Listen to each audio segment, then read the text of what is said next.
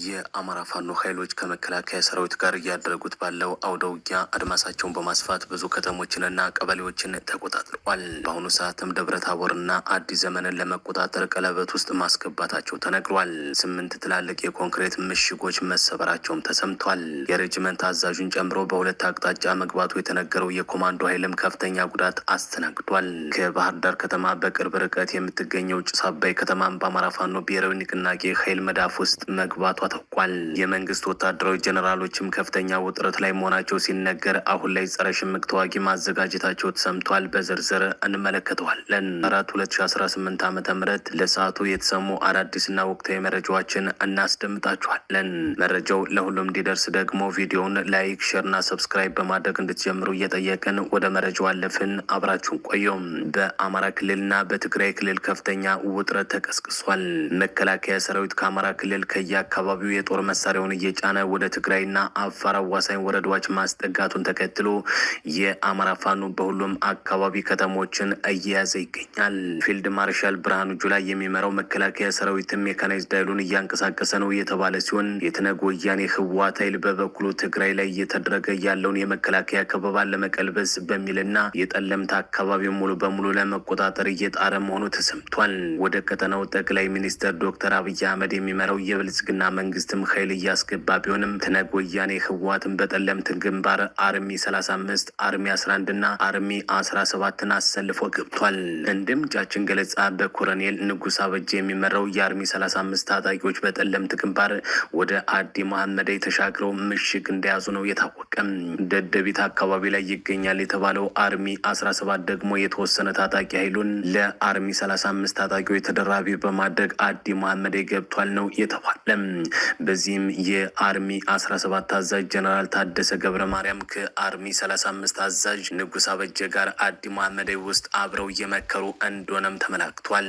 አርሚ 35 እና የተደራቢው አርሚ 17 ታጣቂዎች ወደፊት ተሻግረው የተመደበላቸውን ስትራቴጂክ ቦታ መያዛቸውን ሲገልጹ፣ የአርሚ 11 ታጣቂዎች ደግሞ ከኋላ በመከተል የሁለቱ አርሚ ታጣቂዎች የለቀቁትን ቦታ እንዲቆጣጠሩ የአርሚ 11 አዛዥ ጀነራል ፍሳ በየነ ለታጣቂው ኮር አዛዦች ጥብቅ መመሪያ አወርዷል የተባለ።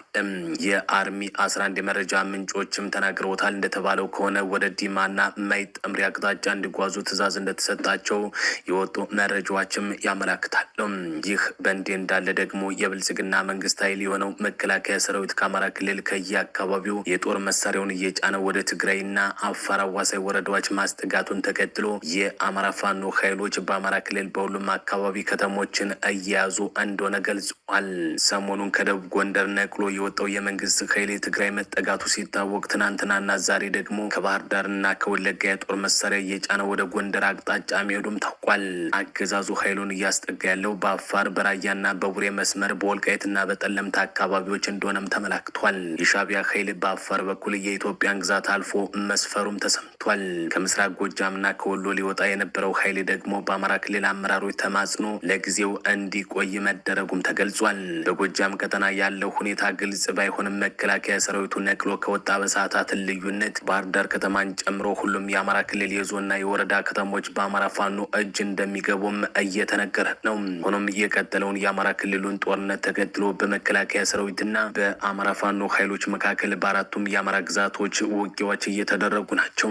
ከሰሞኑ የተቀሰቀሰው መጠነ ሰፊ ውጊያ ተባብሶ ቀጥሎ ውጊያዎች በጎጃም፣ በጎንደር፣ በወሎና በሸዋ ቀጠና ቀጥለው በርካታ ሁነቶችም እየተስተናገዱ ነው። በትናንትናው ዕለት ማለትም የካቲት 3 ቀን 2018 አመሻሽ በጎንደር ቀጠና በቋራ ግንባር ውጊያ መደረጉ ሲነገር የመንግስት ኃይሎች ነበር የተባለ ምሽግ መሰበሩ እንዲሁም በርካታ ቁጥር ያለው ኃይልም የህይወት መስዋዕትነት መክፈሉ ታውቋል። ማህበራዊ ሚዲያ ላይ ይፋ የተደረጉ መረጃዎች እንዳመላከቱትም በቋራው ተጋድሎ አንድ የሬጅመንት አዛዥን ጨምሮ ከ23 በላይ የመንግስት ወታደሮች ሞትና ቁስለኛ ተደርገዋል የተባለ። ከዚህ በተጨማሪም በርካታ ክላሽንኮቭ መሳሪያዎችና ሌሎች ወታደራዊ ንብረቶችን በፋኖ ቁጥጥር ስር መዋላቸውን ይፋ የወጡ መረጃዎች አመላክታሉ። መንግስት ከጎንደር በሸውራ በኩልና በቋራ በደለጎ በኩል በሁለት አቅጣጫ በርካታ ተሽከርካሪ ሙሉ ሰራዊት አስገብቶ ማሰለፉ የተነገረ ቢሆንም የፋኖ አባላቱ የመንግስትን ኃይል እርስ በርሱ እንዲዋጋ በማድረግ ጭምር ወስደውታል በተባለ የከበባ ማጥቃት ታላቅ ድል ማስመዝገባቸውን ከግንባር ይፋ የወጡ መረጃዎች አመላክተዋል። እንደ ምንጫችን ገለጻ የመይሰው ካሳ ሁለተኛ ኮር አራቱንም ክፍለ ጦሮች ማለትም ካራማራ፣ ክፍለ ጦር፣ ፊታውራሪ ገበየው ክፍለ ጦር፣ ቋራ ኦሜድላ ክፍለ ጦር፣ ነብሮ ብርጌድ፣ አድዋ ክፍለ ጦር ከቀጠናው አስተባባሪ ግብረ ኃይል ጋር በመጣመር ነው በመንግስት ኃይሎች ላይ ጉዳት ማድረስ እየቻሉት ተብሏል።